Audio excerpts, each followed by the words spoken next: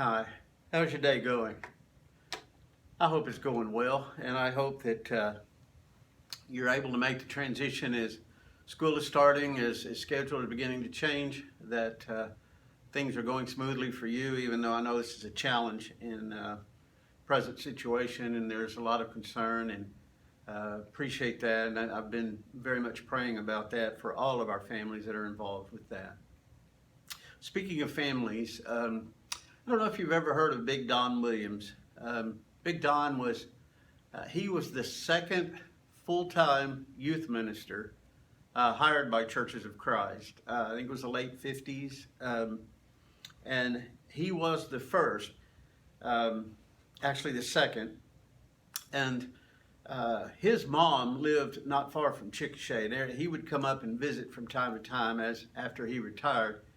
And I remember having some talks with him, and one of the things that, I was asking him, looking back on his ministry, what challenges would he give, what advice would he give, etc.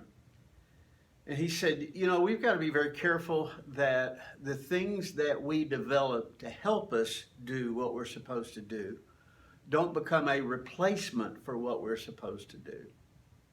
When he first became a youth minister, his job, his role was to equip parents to be the youth ministers of their children. He didn't round children up and take them on activities and things like that. He helped coordinate parents to do that. Now, I understand in the 40s, 50s, 60s, and into the 70s, in most congregations, parents were the youth ministers. If there were youth activities, things like that, parents would put it together.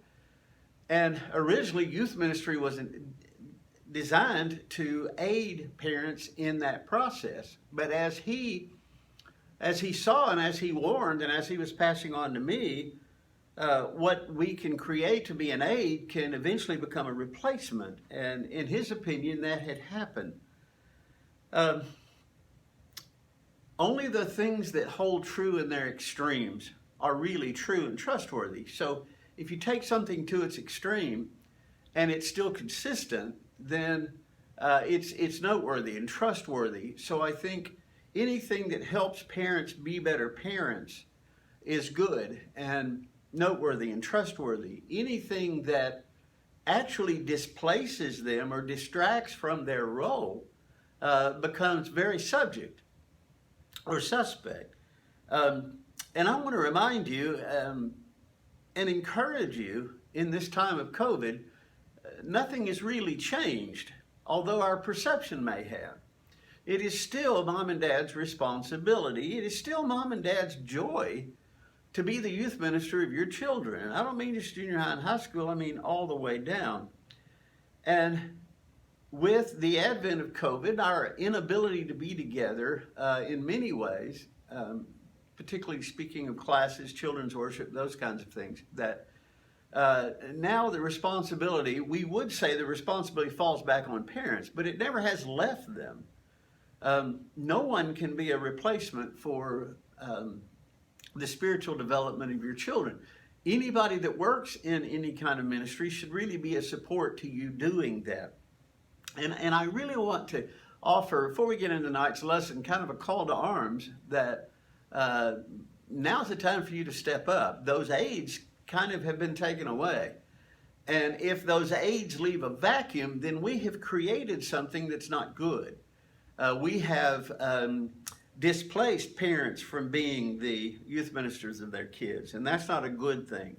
On the other side of that, this could be a great opportunity to reposition parents as the spiritual leaders of their families. And I want to remind you that there are many resources. The great thing, times that we live in, there's so many resources that can help you do that. And if you want to rise up and take a greater role, a greater lead in the spiritual development, especially of your young children, we can help point you to a lot of materials, a lot of resources that are available. But please, please be engaging your children in biblical study and dialogue or learning, mom and dad.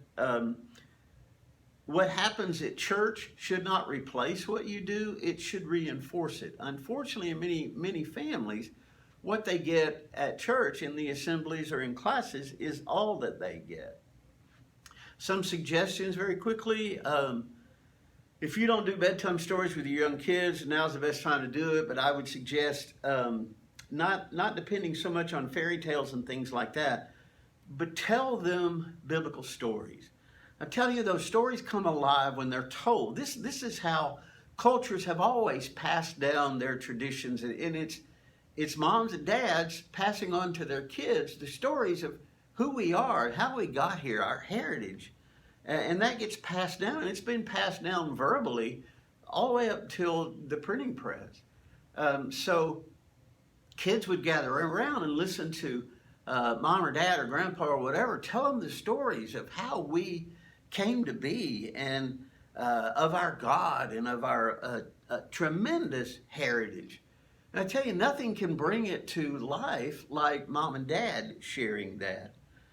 Meal times, have purposeful discussions. Make your meals meaningful. This is a good time to not grab stuff and be on the run, because we're being sequestered at home by and large. So great time to make things purposeful.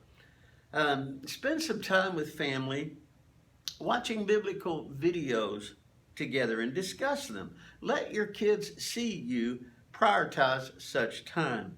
If you want to get into arts and crafts or getting with your kids and creating lessons and all that, there's some great tools on Pinterest. Just go and just type in Bible studies for children, family Bible studies, those kinds of things. You'll see so much of them. There are so many teaching tools on YouTube that, and some of them have been used in children's worship to get discussion going.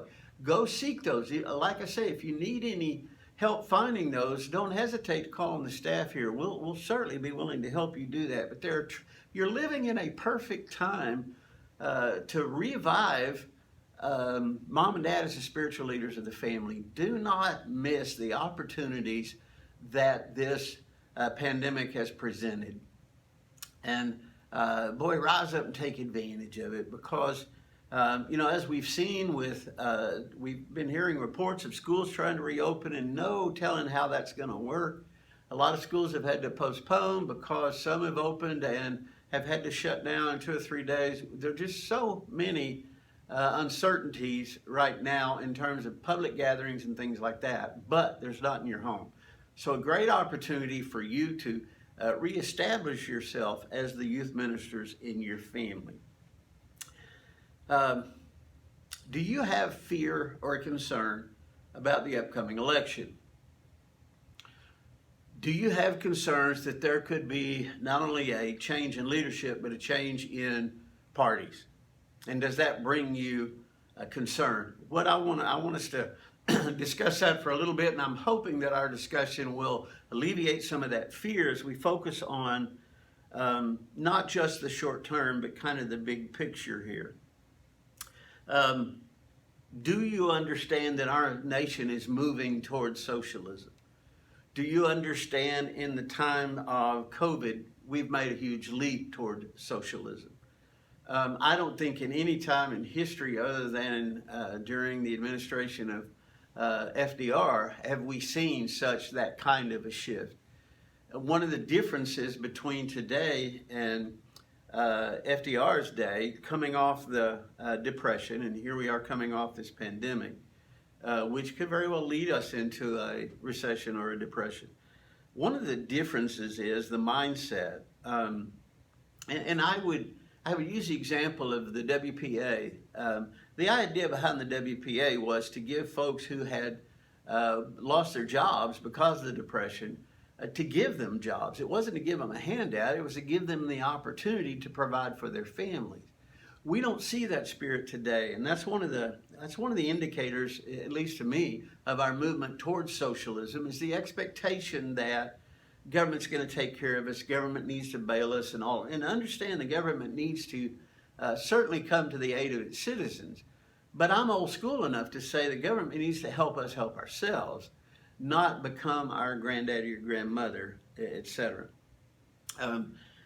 Please understand that generations ebb and flow. It's kind of difficult to predict what a generation is going to do because you're not in the environment and the situation that they're going to be in.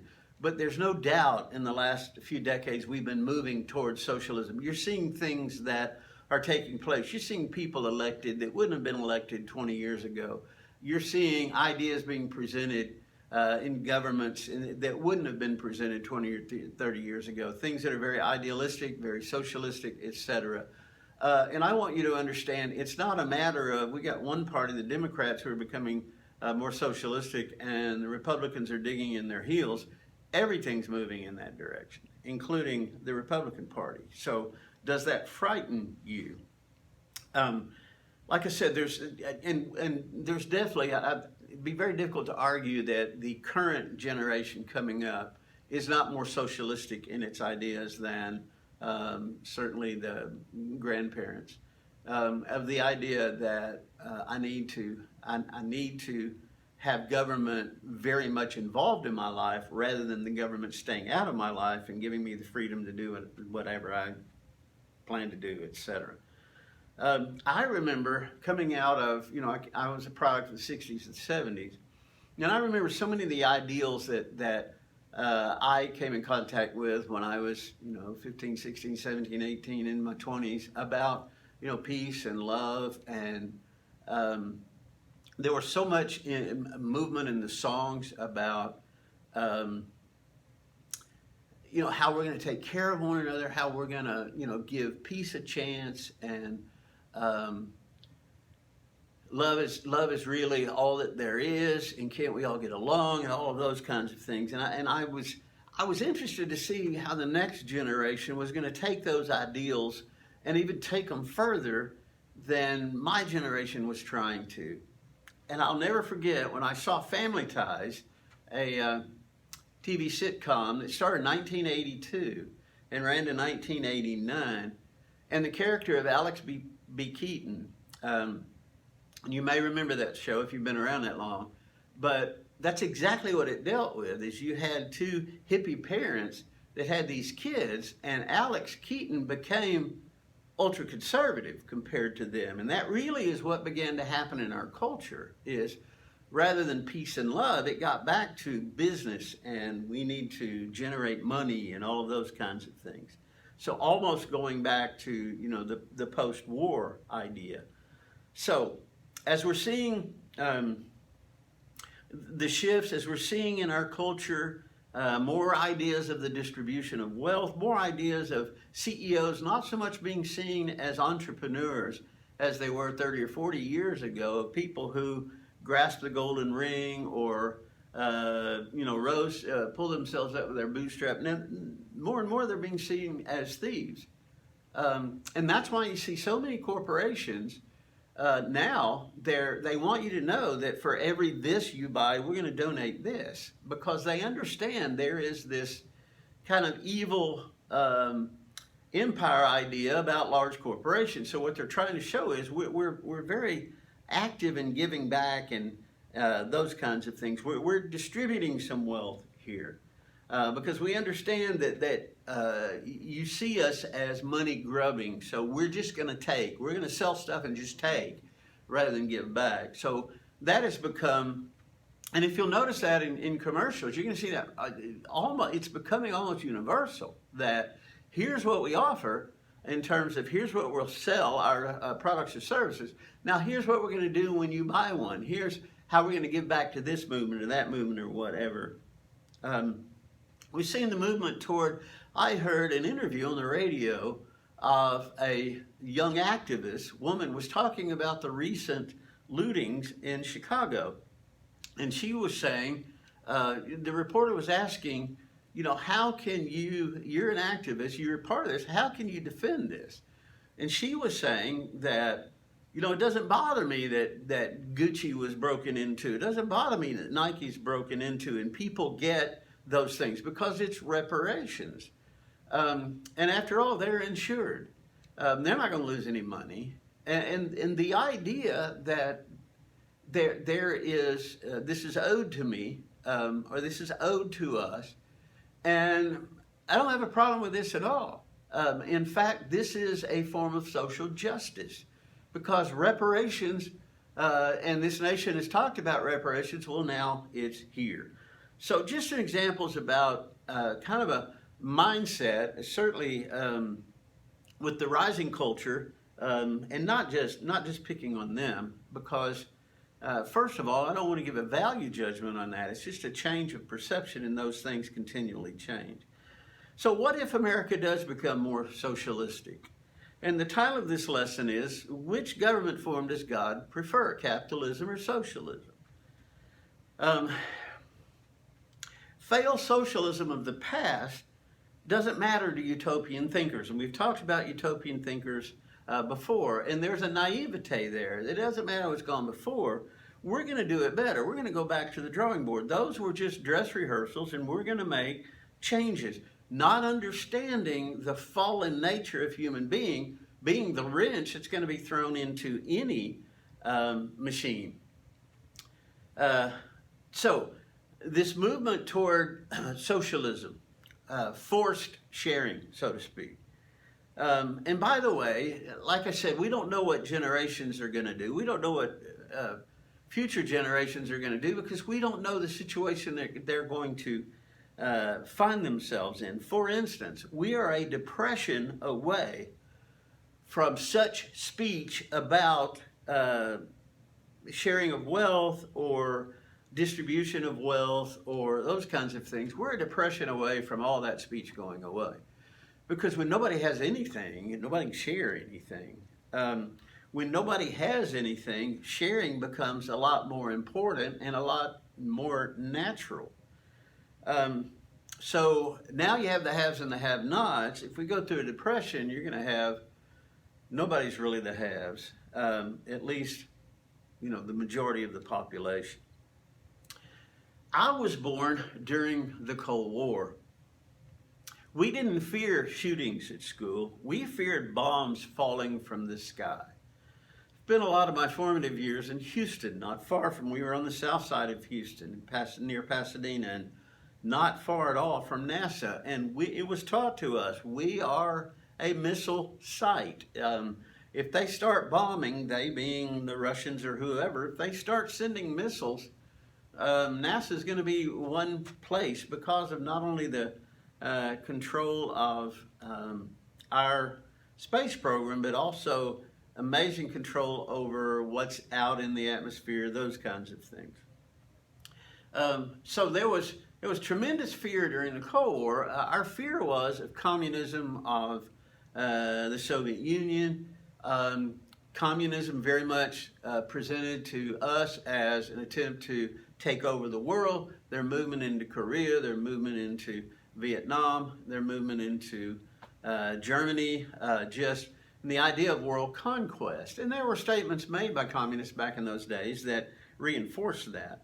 And so what happened was a polarization, that anything having to do with Soviet Union, communism, socialism, that's evil. Everything having to do with the United States in this war, capitalism, free markets, free enterprise, is good. So you have the classic good versus evil, and when we are in a war, even a Cold War, we tend to view our opponents as all bad and view ourselves as we're the good ones, while they do just the same thing. During the time I was growing up, there were cartoons that taught us about free enterprise and the glory of it.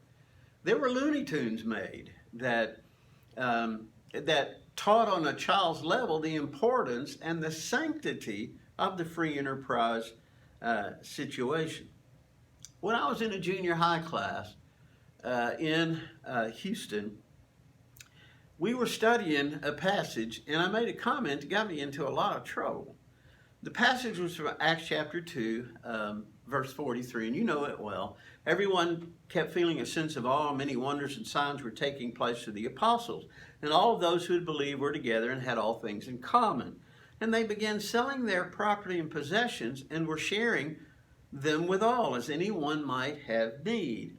And again in Acts chapter 4, verse 34, for there was not a needy person among them, for all who were owners of land or houses would sell them and bring the proceeds of the sales, lay them at the apostles' feet, and they would be distributed to each as anyone had need. And I made the comment because, understand, I'm growing up in this environment of fear of missiles coming from the sky, but also fear of communism and all of that. And I made the statement in looking at those passages, particularly the Acts 2 passage. I said, doesn't that sound like socialism? That they shared all their stuff? And I still remember to this day, you know how you have snapshots from the past that you can picture the room, you can picture where everybody was standing, you've got a snapshot of that? That's what happened at this time. And I remember the teacher really got upset. I hit a nerve. And he said, he vehemently corrected me, that is not socialism. Socialism is evil. And I had hit not just his nerve, but an American nerve. The idea of the ideal of private ownership is that everybody's going to have an opportunity. We're going to find equality through everybody working. We're going to find equality through everybody having opportunity. And if someone did get wealthy, then benevolence would be the answer. And understand, we have been a very benevolent culture, yet not to the level of what you read in Acts chapter 2. The percentage of our giving to charity, although we are charitable, it really is just a small percentage of what we make. It's the same thing as corporations say today. If you'll buy these socks, we're going to give these socks away. It's a very small percentage of what their profit is going to be. It has to be, or they go out of business. So benevolence would be the answer. Voluntary sharing, which is exactly what you see in Acts chapter 2. That was going to be the answer. It would be, we're blessed so much that we share with others. And we haven't seen that happen in the United States. Now, understand, we have shared a lot. But the fact that we've got a lot of poverty, the fact that we've got a lower class, all of that demonstrated that there hasn't been enough of a filter down to where you see happening what happened in Acts chapter 2. Now, in Romans 13, we are instructed about how to deal with or how to respond to government. Let every person be in subjection to the governing authorities. Now, that's a blanket statement. Doesn't matter who the governing authorities are. Be in subjection to them. For there is no authority except from God, and those which exist are established by God, across the board, all of them. Therefore, he who resists authority has opposed the ordinance of God. They who oppose will receive condemnation upon themselves. For rulers are not a cause of fear for good behavior, but of evil. And he talks about them wielding the sword, that it's not in vain. Verse 6, but because of this, you also pay taxes for rulers and servants of God, devoting themselves to this very thing. Render to all what is due them. Tax to whom tax, custom to whom custom, fear to whom fear, honor to whom honor. I think those last two, he juxtaposes a free situation where you're free, living in peace, to one where you're oppressed and living under suppression. In either one, he says, be in submission. What I want you to understand from that is, since God has established all forms of government, they all come from him. And because of that, we have a responsibility no matter what the government is. We have a government. If it's fear is our relationship, then we fear them. If honor is the relationship, then we honor them. And we just adapt our response to the empire that is in charge at this point. Jesus taught in Matthew chapter 22 about government. When the Pharisees went and counseled together how they might trap him and what he said. And they sent their disciples to him along with the Herodians, saying, Teacher, we know that you're truthful and teach the way of God in truth and defer to no one. For you are not partial to any. Tell us, therefore, what do you think? Is it lawful to give a poll tax to Caesar or not? But Jesus perceived their malice and said, Why are you testing me, you hypocrites? Show me the coin used for the poll tax. And they brought him a denarius, and he said to them, whose likeness and inscription is this? And he said to him, Caesar's. Then they said to them, then render to Caesar the things that are Caesar, and to God the things that are God's. And hearing this, they marveled, and leaving him, they went away. What Jesus is saying is, you give to government what governments do, and you give to God what God's do. They're not the same thing. And whoever's image is on the coin, and that's the image of who's in charge, that's who you deal with on a monetary level, tax level, all of those kinds of things. The same thing that Paul was saying. Actually, Paul was saying in Romans 13, the same thing that Jesus was saying. What I want you to understand, from Jesus' perspective, who's on the coin is irrelevant. Now, you give it to whoever it is. Is it Caesar this week? Is it Pharaoh? If Pharaoh comes in and takes over Roman rule, and now that's the empire we're under. If it's Pharaoh's, because pretty soon that's going to be the coin of the realm, would be Pharaoh. If it's his image, then you subject yourself to him.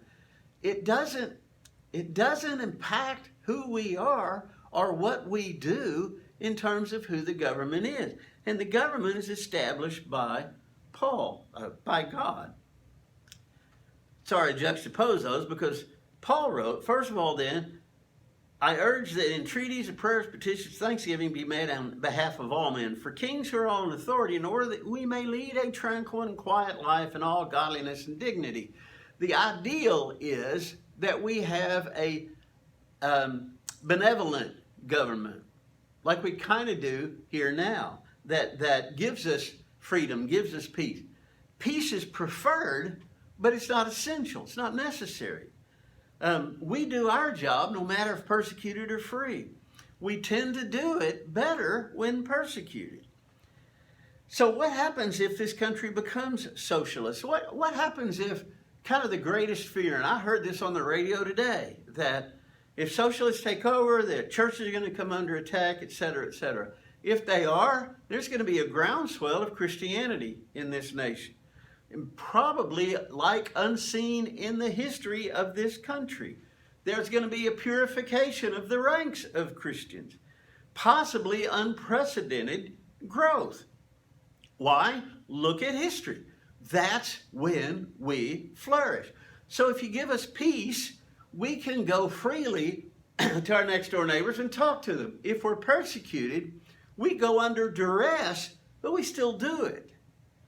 And historically, the motivation has been higher during persecution, ironically, than it is freedom. Freedom is preferred, but it's not essential. And you know what? Freedom becomes an impediment. Look at the state of Christianity right now. Look at the state of churches of Christ in terms of our mission, in terms of our outreach to the lost, in terms of bringing people from the kingdom of darkness into the kingdom of light. It, by and large, is not happening very much because we're free and we're prosperous. To be persecuted means that we're going to take stands that the culture is going to take note of, and there's some who will be attracted to that, just like has always happened in times of persecution. So, in the history of history, how often do you see times of peace? Now go back biblically. How often do you see times of peace and prosperity? They don't last long. Peace is great, but it's not the determiner of what we do unless we desire prosperity and ease. If for me to live in Christ is Christ and to die is gain, it doesn't matter who's on the throne. It doesn't matter their attitude toward us. The church sees its greatest growth when it's being persecuted, when it's being purified and tested. Okay? So let's go back. Our discussion is, our concern is, who's going to win the election? Who's going to win the midterms? Is the Senate going to go to the Democratic Party? Because what happens if the Democrats get enough seats and turn over enough seats in the Senate? And what happens if the president becomes Democratic? Are we going to become more socialist? Are we going to become worse? Now, one of the questions you got to ask yourselves is, how well has it worked under a Republican Senate and a Republican president? Some of the worst things that are going on have happened in those times. And there's a reason for that I want to get to in just a moment. There's not a good guy, bad guy here. So what's God's favorite? Is it socialism? Is it capitalism, etc.? Now let's go back to history. Let's look at, he sets up all the governments. Which ones does he set up the most? Monarchies. Whether it's the Pharaoh of Egypt, of Mesopotamia, of Medes and the Persians, Babylon, or it's city-states like you had in Greece, or you had in Canaan when they went in and town after town had its own king. Monarchs have been the preferred setup by God. For reasons I don't want to get into, in things like more of a representative type of government like Rome had, like we have, a much more complex form of government, those are very rare. And they're relatively recent in terms of history. But I want you to understand, ideally, any form of government would be great. If we had a loving monarch, and you look at our fairy stories, in our fairy stories, once there was a great king, okay? If you have loving monarchs who takes care of his people and protects them and builds a wall around the city so that everybody can come in if they're ever attacked, he keeps an army to protect them, he gives them freedom to do what they want to do, etc. If you've got a loving monarch, that's a great opportunity. If you have socialism where people share and are self-motivated by love for one another, if there's a strong sense of teamwork, like you read about in Acts chapter 2, then it's a great form of government. Ideally, capitalism, if you make it, then you share it with the less fortunate. And you share it enough that the less fortunate aren't less fortunate anymore. The problem with all of these is they become empires. People rise in power, no matter what form it is, who take in order to keep, who take in order to build for themselves. And you go back to Israel. If there's any example that should be an exception to this, it should be a government set up by God, by people chosen by God. And you know the situation when Israel demanded a king, just like everybody else, God warned them. Here's what a king's going to do. He's going to abuse you. He's going to take your kids, make servants out of them, on and on and on. And Samuel said this to the people, and the people said, we don't care, we want a king. So God chose Saul. What happened with Saul? He became immersed in power. He became so power hungry that he was threatened by David. What happened to David? Look at the idolatry in Solomon and just on and on and on. Look at the corruption in all of them. And this is God chosen. God chose Saul. God chose David. Then there was set up kind of the lineage of the household and all of that. Even the ones that God chose, even the one that he specifically set up, became corrupt. Ideally, any of them would work. Realistically, none of them work because of the involvement of human beings and the human being 100% tendency toward corruption. So we're basically saying which is better and which is worse. And that's kind of like saying whose sins are better and whose sins are worse. It doesn't work. Corruption and sin are basically the same thing. And to say ours is less corrupt, or theirs is more corrupt, or theirs is less corrupt, it begs the question, they're corrupt. Saul's description can be applied to many in office. Listen, when people get in office, they're going to do this to you, and they're going to do that to you, and they're going to take advantage of you, and they're going to vote themselves perks that you don't get, and all of those kinds of things. And that's exactly what happens. And we have seen, maybe 50 years ago, we kind of lived in Camelot, and after the war, we had this idealism and, going in. And I remember when Kennedy was president, it was called Camelot. And Camelot is a fictitious, idealistic place. And we were naive in a way. We were idealistic. And boy, we've learned from that, haven't we? We've learned that there's corruption in all levels of government and et cetera, et cetera. Less corruption is not a validation, it's a fall. So what happens in November? The evil afoot is now one form in office. What happens if it changes? Had an instructor at Harding, when he would be asked questions, sometimes one of his most common answers was, "It doesn't change my duty." You know, if you ask him something philosophical or whatever, how many angels can dance on the head of a pin? It doesn't change my duty. It doesn't change what I need to do. It doesn't have impact on my life, what I need to do, impact on your life, what you need to do. It's almost like, as Christians, we're going out our business and, hey, who's in charge this week? We just got run over by okay. And we go about our business. Well, who's in charge this week? Well, they got run over by whomever. God designed Christianity to be universal and to grow in any situation. So to us, just like to Paul talking about in Romans chapter 13, all forms of government, and God seemed to favor monarchs because that he set up through history more of those than anything else that's been set up, desiring to have a benevolent monarch, but you don't often see that as the case. So what happens in the elections? Be at peace, because it doesn't change our duty. It doesn't change what we're here to do. If our focus is to live as Christ, to die as gain, if our mission is going to all the world and share the gospel, we can do that no matter what. We can, like Paul, do that from prison. We could do that from a POW camp.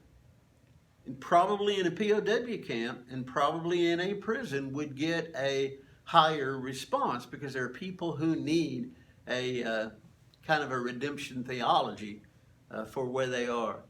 It doesn't change what we do. All we do is adapt our methodologies to fit with the situation. All right, we're under persecution. Here's how we're going to do it. We're free. Here's how we're going to do it. And what we're experiencing right now is kind of a not free situation. What we're experiencing right now is, we have to wear masks. We got to limit our time together. We're really being encouraged to stay home. We're almost under house arrest. And there's a possibility if a second wave, we're going to have to go back into house arrest. So we're getting a little bit of a taste of what it would be like to be restricted. But guys, it doesn't change what we do. We haven't stopped assembling. We haven't stopped worshiping. We haven't stopped learning. We're using technology to be able to do that. It hasn't changed what we do. We've just adapted how we do it. And I think that's what, in the situation where Jesus was persecuted from day one, where Paul was persecuted constantly, and it didn't change what they did.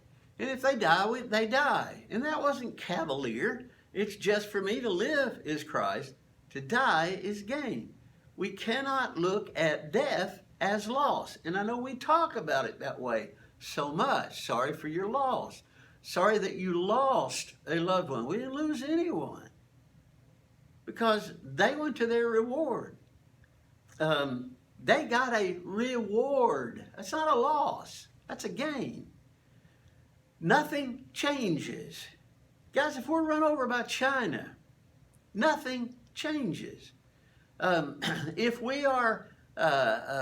our church buildings are locked up and chained, nothing changes except our methodology. And what we have then is a renewed vigor. Now, there's some who would be burned away in a situation like that. Yes. But then it's like John says in 1 John, they had to leave in order to demonstrate they really weren't a part of us in the first place. I know that's tough talk, but that's what persecution does. It culls the herd, all right? It thins out those who are dedicated, and what you have is those who are dedicated have a mind to work. When Charlotte and I first moved to Collinsville, it was a congregation that had been like 170 people, and it was down to like 60 or 70 because of a tremendous lawsuit. And, there was a lot of concern about, oh, don't go there, they've had this problem or they had that problem. What we found when we got there is people had been winnowed down. The 60 that were there, they were solid, they were faithful, they weren't going anywhere no matter what happened. And they had a mind to work. And launched several things, including one of the most powerful food and clothing ministries that I've ever seen. It food and clothing ministry that directly impacted 9 baptisms during a campaign, because people said, "Now wait, you're that church that gives away the food and the clothes, right? Yeah, I want to listen to what you have to say." When we knocked on their door, we don't change what we're doing, and what we're doing doesn't change no matter who's in office. If our focus is our mission, and to live is Christ and die is gain, we cannot lose. Don't be fearful. Be of great hope. Be bold. God is in control regardless who's in Washington. God is in control no matter which empires right now are going to be beginning to spread to take over the world, and they do that. God is in control, and he's looking out for you, and he's looking out for me. He will take care of you and your loved ones, and he will take care of me and my loved ones. Be bold. Don't be afraid. Yes, vote. Let your will be known about who you want to see, but regardless of what happens, then we get back to work. The only thing that changes in November, possibly, is our methodology and our approach to it. Be bold. Be strong. Be courageous. Be at peace. God's in control, and we cannot be stopped or silenced. I love you. I love these times that we have together. I hope they're encouraging to you. I miss you. I look forward to seeing you just as soon as we can. But don't look at this as a parenthesis in our lives. This is an opportunity for us to grow and develop in things that we wouldn't if we were not in this situation. See you soon. I love you.